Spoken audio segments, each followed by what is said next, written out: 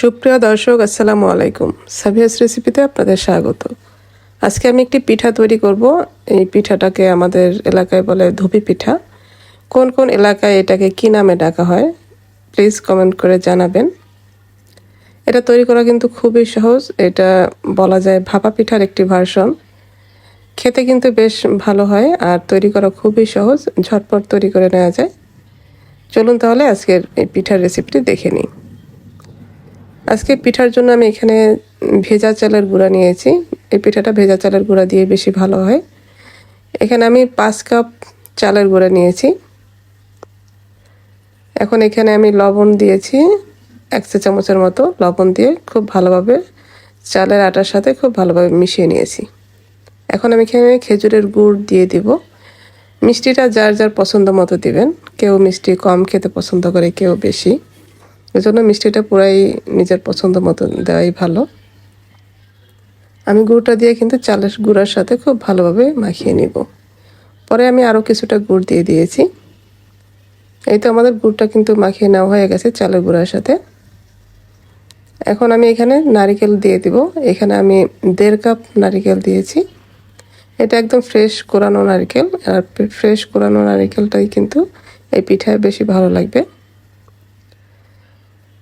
এই পর্যায়ে আপনার যদি শুকনো চালের গুঁড়া হয় তাহলে অবশ্যই পানি লাগবে। আমাদের যেহেতু ভেজা চালের গুঁড়া, এখানে আমার কোনো রকম পানি লাগবে না। আর আপনার পানির পরিবর্তে কিন্তু এখানে দুধটা দিলে আরও বেশি ভালো লাগে খেতে। আর আমার ভেজা চালের গুঁড়ার জন্য এখানে পানি, দুধ আমি কোনোটাই কিন্তু দেইনি। এই তো আমাদের কিন্তু এটা মেখে নেওয়া হয়ে গেছে। আর এখানে আমি একটি ছিদ্রযুক্ত চালনি নিয়েছি। এটার উপরে আমি কিন্তু একটা চামচ, তারপর 2টা স্ট্র দিয়ে দিয়েছিলাম। তাহলে পিঠার ভাপটা নাকি খুব সুন্দরভাবে লাগে। আমার আম্মা এটা বললো, এই জন্য আমি এটা ভেবে দিয়ে দিয়েছি।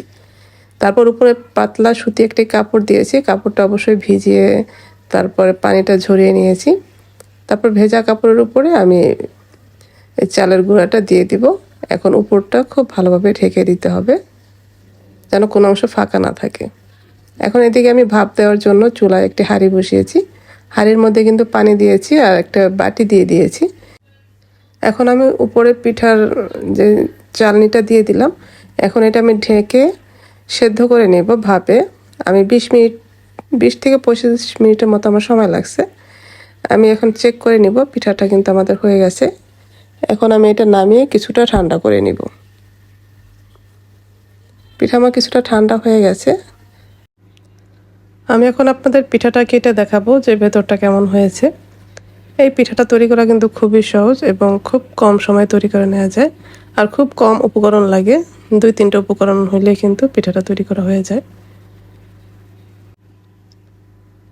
এই পিঠাটা কিন্তু অনেকটা কেকের মতো দেখতে। এটা যেরকম আপনাদের পছন্দের সাইজ মতো কিন্তু আপনারা কেটে নিতে পারেন। এটা স্কোয়ার শেপ বা বরফি আকারেও কিন্তু কেটে নেওয়া যায়। দেখলেন তো কত সহজে তৈরি হয়ে গেল ধুপি পিঠা। আমাদের এলাকায় এটাকে ধুপি পিঠা বলে। আশা করছি আজকের রেসিপি আপনাদের ভালো লেগেছে। ভালো লাগলে লাইক, কমেন্ট এবং শেয়ার করে দিবেন। যারা আমার রেসিপিগুলি ফেসবুক থেকে দেখেন পেজটি ফলো করার অনুরোধ রইল। আর যারা ইউটিউব থেকে দেখেন চ্যানেলটি সাবস্ক্রাইব করার অনুরোধ রইল। সবাই ভালো থাকবেন। পরবর্তী রেসিপি দেখার আমন্ত্রণ রইল। আজকে এ পর্যন্তই।